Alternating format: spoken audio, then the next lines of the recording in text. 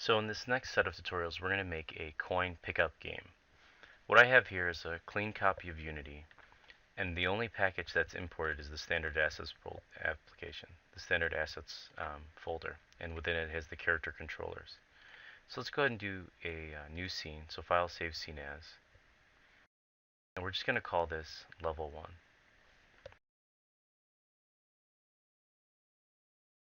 And I'm going to hit save. Let's go ahead and just create a really simple plane for a ground, and hit F to focus. Make sure that we're in our scenes view. And I'm just going to scale that out. And then in our character controllers folder, let's just drag our first person controller.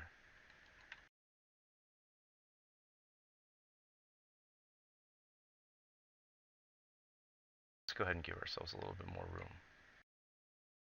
The next thing I want to do is I'm going to create a coin object.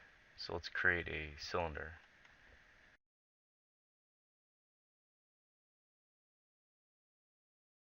I'm going to hit R, scale it down, and E to rotate it.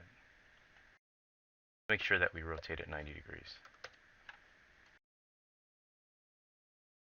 What I'm going to do is I'm going to actually put a box collider on this.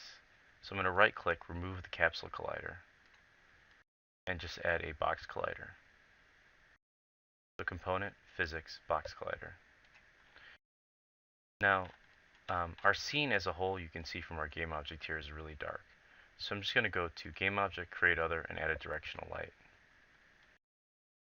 And I'm going to turn on soft shadows. Okay. The next thing I want to do is I want to add a material to our coin object. So I'm going to go up to the assets folder here, make a new folder, create folder, name it models. And in the models folder, I'm going to create another folder called prefabs. And then within that prefabs folder, I'm going to create another folder, and we'll call that coin. Or I could do it coins, but really for this game there's only going to be one coin. Okay, in there I'm going to create a material, and I'm going to call that a coin material. I'm going to right click again, and I'm going to create a prefab, and I'm going to name that coin prefab. Now if I'm going too fast, make sure that you go back and watch those other tutorials. So let me change this to coin in my inspector. Let's drag it here. I'm going to delete my coin from the scene, and then drag in my new coin. It should appear in the same spot because it remembers the exact location. I'm going to drag this material on my coin prefab, and I'm going to change the color to a gold yellow color. Now anything I do to this one coin prefab, I can just hit apply and it'll affect any of the other ones that are in my scene that I duplicate. So let's go up to our assets folder and create another folder, and let's call it scripts.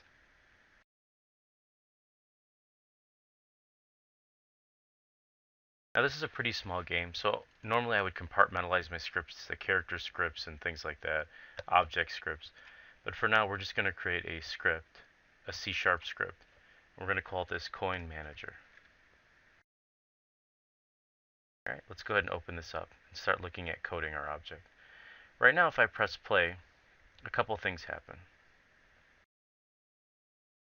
I can walk up to the coin, and it's kind of boring. It doesn't do anything. There's no light attached. It doesn't rotate like in Mario games. And actually when I walk up to it, I can't even walk past it. And what we want to do is be able to control these coins. So to help our character really identify this a little bit better is what I'm going to do is I'm going to go ahead and go to game object, create other, and I'm just going to add a point light.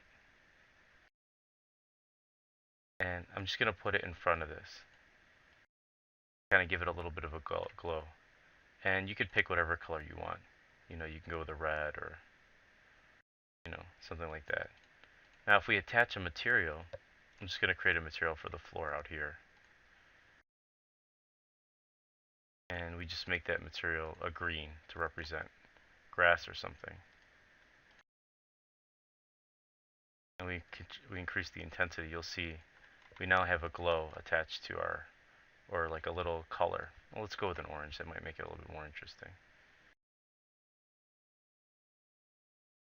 Let's tone down our green, maybe make it a little darker. And now when we walk around, it'll help us to better identify where our coins are. Alright, let's go ahead and grab that light and drop it on top of our coin. So now our coin prefab, if we hit apply, it consists of not just that, but it also has a light attached to it. Alright, so let's take a look at this script. Okay, so we always want to kind of control the rate that our coin will spin. So we want to go ahead and make a public variable. We're going to make this a float. And if you remember from last time, floats are any decimal number. And we're going to call it spin speed. And this is all relative, but we're going to make it equal to 100.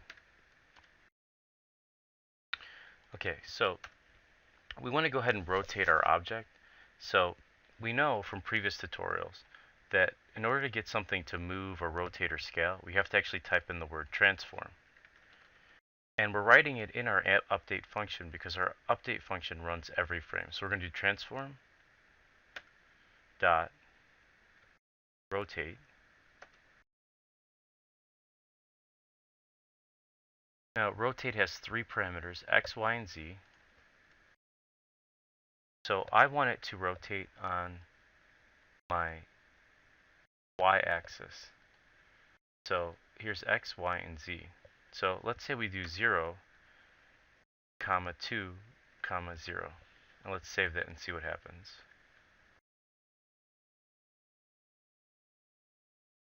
Nothing. And the main reason is because we never attached that script to our coin object.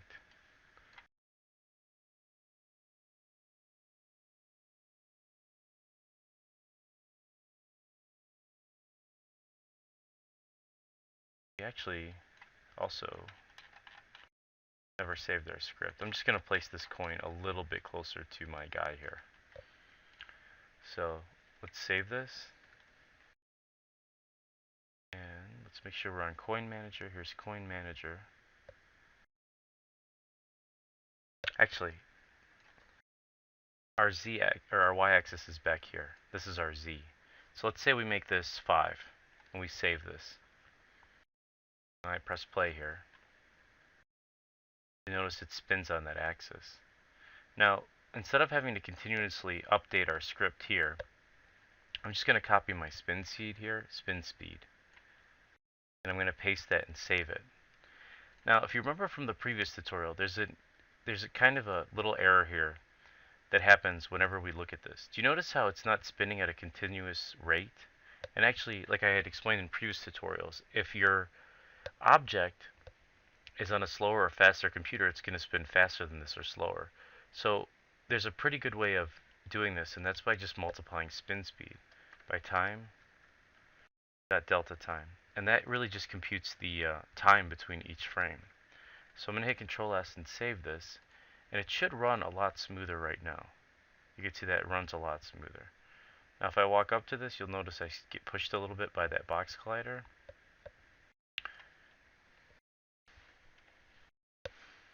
Okay, so now that we have our coin manager, there's something I need to point out. Now our game would be pretty boring if you're just walking around collecting coins. Let's add a feature where you have a time limit, and as you run around the board, you can play against your friends and who can collect the most coins during a specific time limit. Now it's important to note that you don't want to put a timer inside the coin manager class. You want to sort of compartmentalize your code or create separate objects. A time is part of a universe or the bigger picture of your game.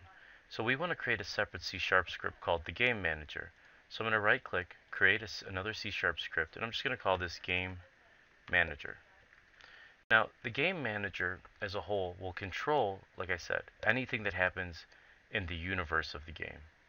So for example, time is part of the bigger universe. So let's go ahead and open up the game manager and take a look at scripting that.